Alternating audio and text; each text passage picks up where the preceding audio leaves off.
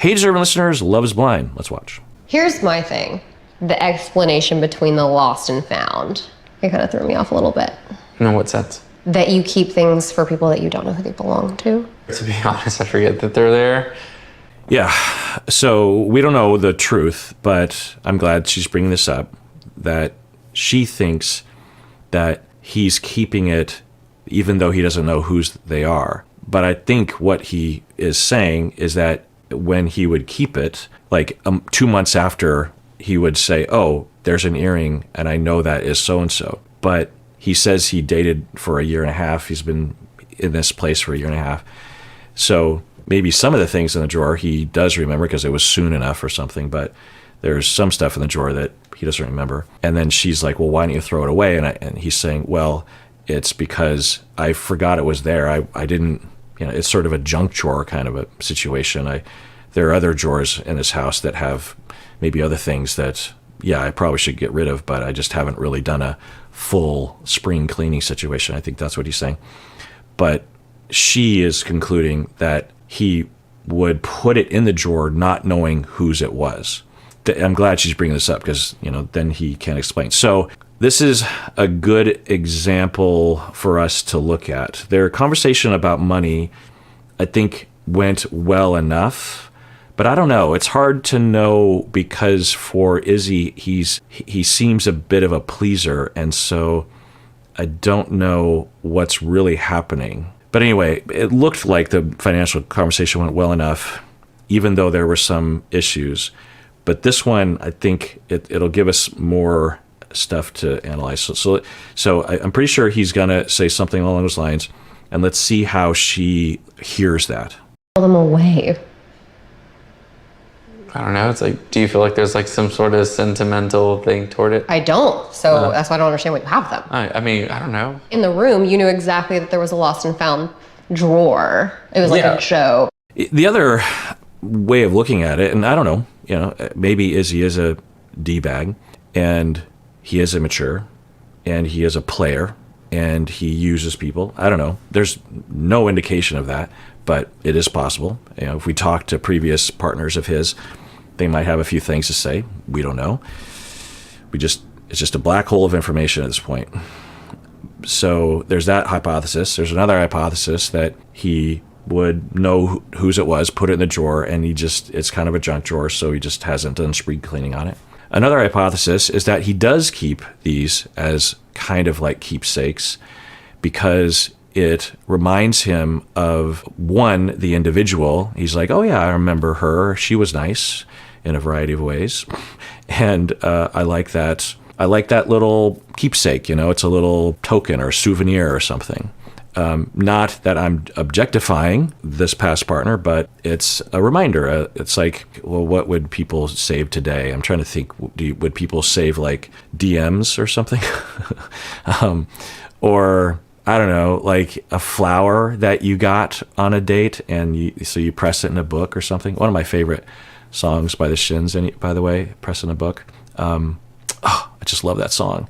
So, it's possible that he actually was keeping them, or maybe even as a keepsake to remind him that he is desirable or something, that there's some kind of indication like, oh, there's 5 different earrings in here, and that is a reminder to me that people actually like me. I don't know. There's a possibility that given his history with the group that he was in growing up, that he is still trying to have that self-esteem, or that he was made to feel a certain way. There's a way of narrativizing stuff like this because we have a very quick narrative about men that have behaviors in this direction, that they're a D-bag, right? And they're a player, and they are gross and disgusting and red flag.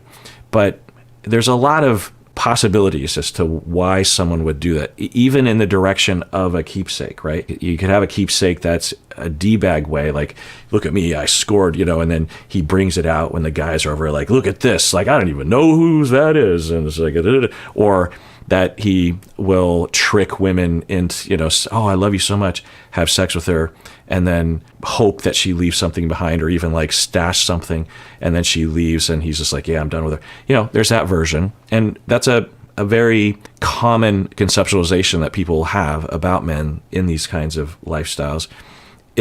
It's a thing, not only just generating from within, but it's also prescripted from the outside a lot of times by culture, and also by incels and red pill people and that sort of thing. But there's another narrative, very similar behavior, but it's not the sort of thing that is done maliciously or that is done out of objectification of other people. Who knows?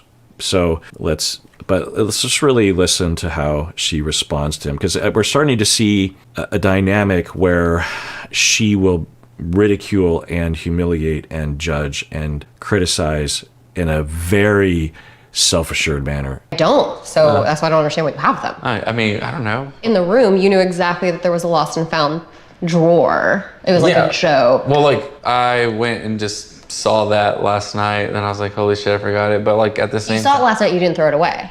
Yeah, because I don't know, I'm not gonna lie to you. I'm just thinking, yeah, who knows? Maybe he's trying to show off or something, or he doesn't want to let go of the things, or which I think is the top hypothesis, given everything we've seen, is that, especially given now we're hearing that he saw it and had the opportunity to get rid of it, and in his mind he's thinking, but that feels deceptive, and so I'm not going to do that. I don't want to have a policy of trying to hide from her, because that feels disingenuous. Let's see how she hears that. But you're engaged to me, so I would throw everything out. I throw out pictures of everyone that I had pictures of. I find that... So it depends on what he says here, and maybe they won't go into it, but I think she's assuming he won't throw it out. But I'm pretty sure, given everything he's said up to this point, that he will throw it out because he doesn't care. But he doesn't want to hide, is the thing. He's not holding on to it because he wants to keep it forever. At least I don't know, let's hear. For you to see how my life was before you. So then what does that represent? For you to still be able to accept me through everything. So you wanted me to see... No, I didn't want you to see it. Then why did you throw it away? I guess I understand where she's coming from. I think I hear what he's saying. He's like, I didn't want you to see the fact that I dated women in the past. I didn't want to hide anything from you, whether it was that or the hundreds of other things that I suppose I could hide from you if I felt like it, like the paper plates. I thought you might actually judge me for that too, but I just felt like I should be able to be myself and for you to love me. He might even be thinking, look, I'm getting some vibe from her that is a little concerning, so I'm not gonna change just because I'm worried. I mean, maybe that was even it. He's like, oh, I should get rid of this. He's like, that's doing it out of fear, and I draw the line. If she's gonna judge me and not want to be with me, then this wasn't meant to be. If this is gonna trigger her, if just me being me with paper plates and this drawer, and there's probably 100 other things that he looked at. He's like, oh, she probably isn't gonna like that. There's probably a lot of things, and so he might have, I don't know, but at the very least, what he's saying overtly is, I didn't want to hide things. I think is what he's saying. I didn't want to hide things because I felt I was disingenuous, and also I just want you to love me for who I am. I don't want to have to change myself drastically. What I think she thinks he's saying, and I think it's reasonable for her to think this, that she thinks he wants to keep all the things, and the lost and found, and that he wants her to know how much of a player that he was. Which makes me think the fact that she assumes that, I think, tells me what sort of people she's dated before or something, Like, when I hear Izzy, I interpret it in this charitable way to Izzy, partially because that's how I see the world or how the people around me are, right? But if I had a lot of D-bags around me, then I probably would interpret Izzy much differently, right? So I wonder if for Stacy, she has a lot of true D-bags or a lot of red flags of D-bags around her, and so that's what she sees. I don't know. Way. Wait, what are you thinking? You think I'm doing it like purposely or something? No, I'm thinking you knew I was coming over to see your place. You left it. Well, and you're saying you left it because you wanted me to know who you were before No, this. so I I'm figured- taking it as like you want me to see you as like a fuck boy that hooks up with people. You make dinners for whoever. You don't care what people think as far as like what you're serving it on. That's Okay, yeah, I get the narrative that she's building here, and maybe it's true, but it doesn't seem like it. Maybe it's true, but it doesn't seem like it. So she's voicing it now. I'm worried that he's getting hurt to the point where he's not going to be able to explain and give her a chance. Like, we can use this as a jumping off point. One of the best things he could do right now is say, so I understand how you would think that, and you also don't know me very well outside of the pods, so there's a lot of question marks, and I get that you would be worried about that. And there are, I guess, some signs that point in that direction. I don't think they're major signs, but, there's signs. Two, the way you're talking, it hurts my feelings because it makes me think that you don't actually know who I am, and you're also not really listening to what I'm saying, and it makes me feel like you are determined to see me this way, and it feels bad that you would think of me like that. I would like to hope you give me the benefit of the doubt. And let me explain. I kept it not because I wanted to shove it in your face. I just thought I don't want to hide from you. I want to be able to be me. Will I get rid of those lost and found items? Absolutely, because I'm not going to probably run into those people anymore. And even if I did, I don't know, I'm with you now. So it's not really part of my lifestyle to be handing things back to people or even seeing those people ever again. Will I change to plates that you like? Yeah, but I just didn't want to have to change everything to trick you into thinking I was someone that I'm not. This is who I am. All the things here represent kind of me, and I didn't want to try to trick you. So let's see what he says.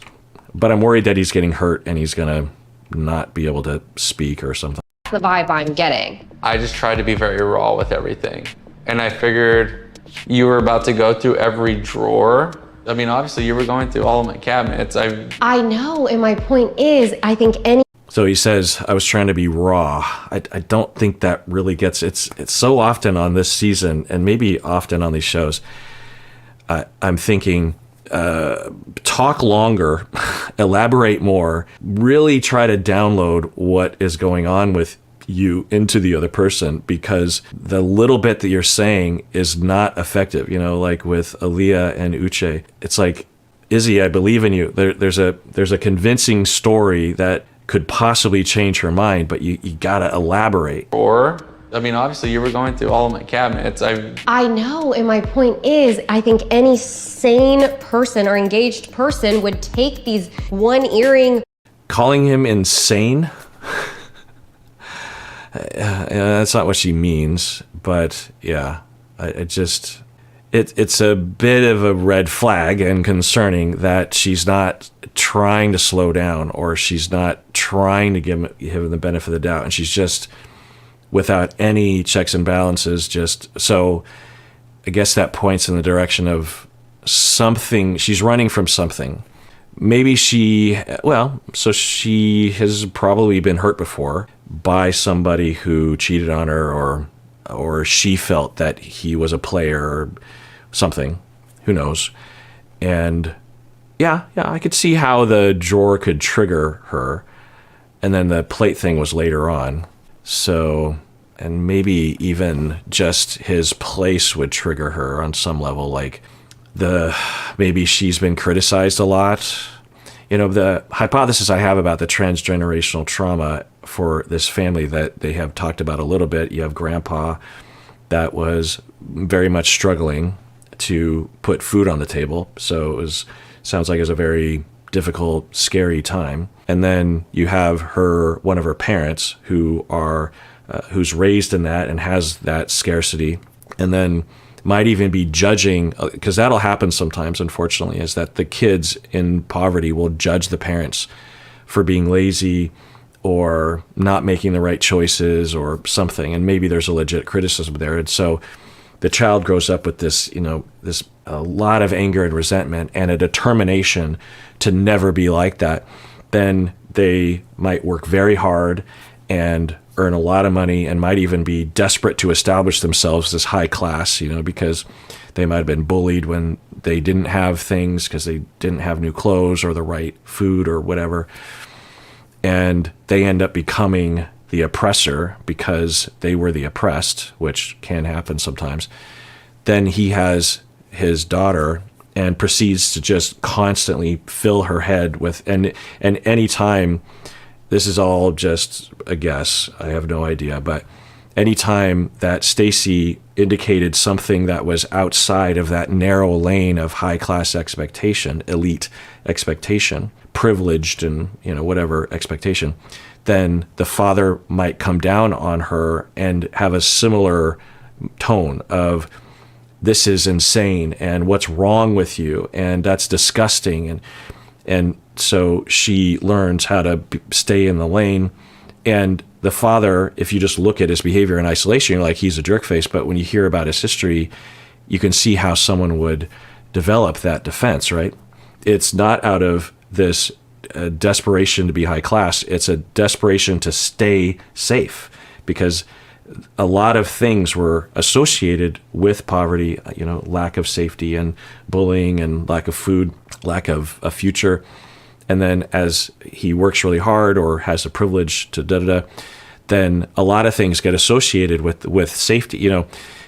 For the story that I'm telling right now, the safety doesn't necessarily involve establishing yourself as high class. It has to do with not living in poverty and having money to pay for a roof over your head and to have food on the table and to give your kids clothes that are functional. But because we're not great as humans about sifting through all the associations and saying, these things are core to the factor, and these things are just coming along for the ride. We might have all the things associated, and so part of being safe is to judge others for being low class. And then I'm terrified for my daughter, and I don't want her to suffer like I did. So I'm going to really make sure that she doesn't step out of line. This is a loving act that I'm doing for my daughter. There's a lot of examples of this that are very explanatory about how transgenerational traumas work and why parents can be so weird sometimes about things. Like with immigrant families, they, like from East Asia, for example, some of the time they can be extremely stern and disciplinarian regarding children and their grades, and will overlook everything else just because they need to have their kids not only do okay, but to be the best in the class. And it's not always the case, obviously, but it's a common enough thing that as an Asian myself, I can attest to it. My dad wasn't like this, but I have a fair amount of Asian. My parents were kind of in this direction, but not bad. Anyway, so why does that happen? Well, because for the immigrants coming over, they might have come from war strife and maybe had refugees in the family, or they might have been refugees themselves. They might have been living in poverty. They left the home country not because they wanted to, but because they had to survive. They come to the States and they learn that, well, in the United States, the way to get safe is to have money. That is what you do. It's not connections necessarily. It is having money, and with money comes power. And we have very little power, not only as non-white people, but also because we're immigrants, we can't speak English. So I'm going to do everything in my power to love my children so that they will have the best life possible. And that actually means that I need to be so abusively stern to them about grades throughout their life.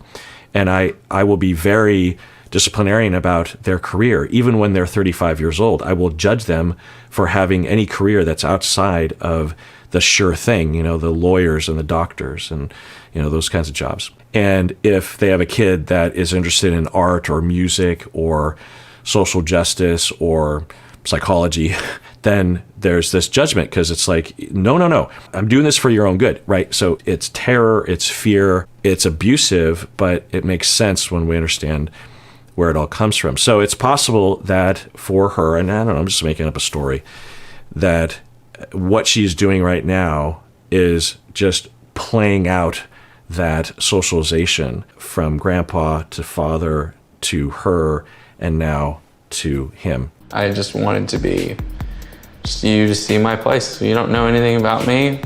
I don't know anything about you. I mean, like my living situation.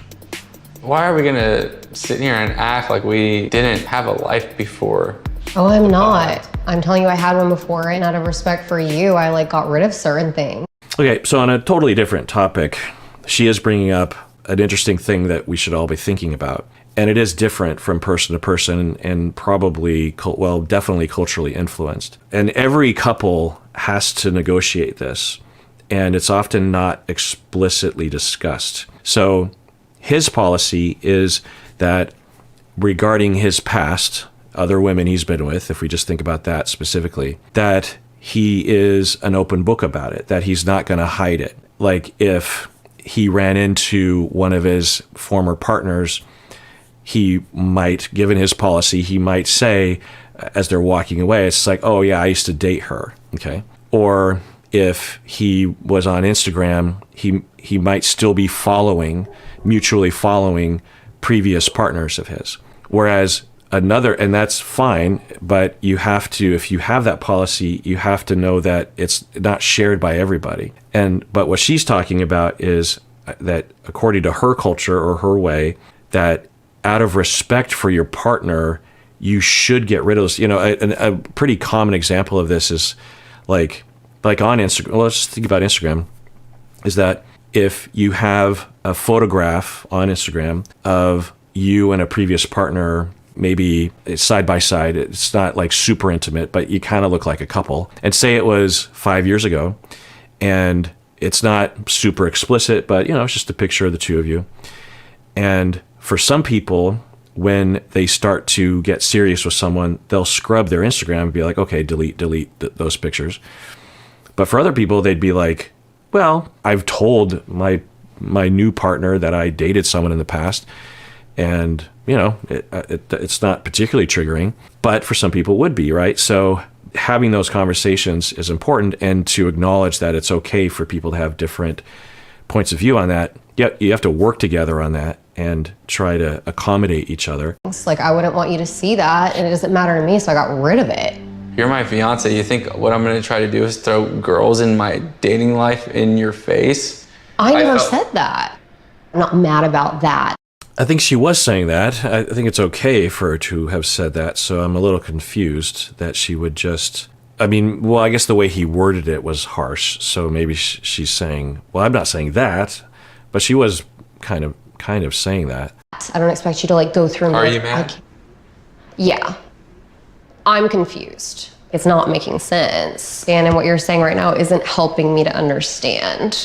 Okay, so this is going in a better direction. So he asks, are you mad? That's a good question to ask. It wasn't judgmental, and then at least it didn't seem like it. And then she says yes, which is good. It's okay to be mad, and that is helping her. I think it is one of the ways to help people to de-escalate, is just to, let's make the emotions explicit and make them okay. You can be angry, but let's acknowledge that you're angry. And you see pretty quickly she starts to de-escalate a little bit and might have some distress dissipation such that she can actually be a little bit more differentiated.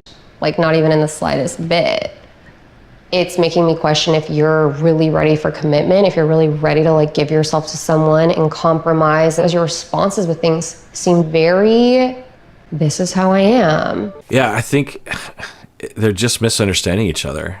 I think she has reasons to believe essentially what she's saying is that he's like, look, I'm a player. You're just going to have to deal with it. I've slept with all sorts of women. I mean, it's exaggerating it, but I think she has reasons to believe that because, one, he hasn't fully explained. He's done a pretty good job explaining, but given her role, right? For me, I can be very calm and cool and differentiated and not triggered because I'm not in her shoes. But if I were in her shoes, I might be more triggered and thus less able to really hear him, you know? So I understand why she has this interpretation, but for him, I think that he's making a different misunderstanding of, so the fact that I'm just who I am, and I know that I'm not doing anything wrong. I haven't done anything wrong. I am getting judged, and you're assuming all these things about me that are pretty awful. And I keep trying to explain myself, even though he hasn't really elaborated, and I can't win. And you're not listening to me, and you think of me as, I feel belittled. I feel like you're looking down at me. I feel judged by you for what? That women came over to my place and they left something behind, and I put it in a drawer in case I ran into them again, and I just haven't cleaned out that drawer ever, you know, because I don't know, it's just an earring. It doesn't take up that much space, you know, because of that, because I don't have an end table, because I use paper plates. I'm insane, like you were saying earlier. Like that's pretty hurtful. So I understand where they're both coming from, but I think if he were to really explain, I would take a guess and say that she would have a much easier time understanding truly and not feeling worried. You know, given what she's seeing, she's worried. All right, well, that does it for that episode. Everyone, please take care of yourself because you deserve it. You really, really do.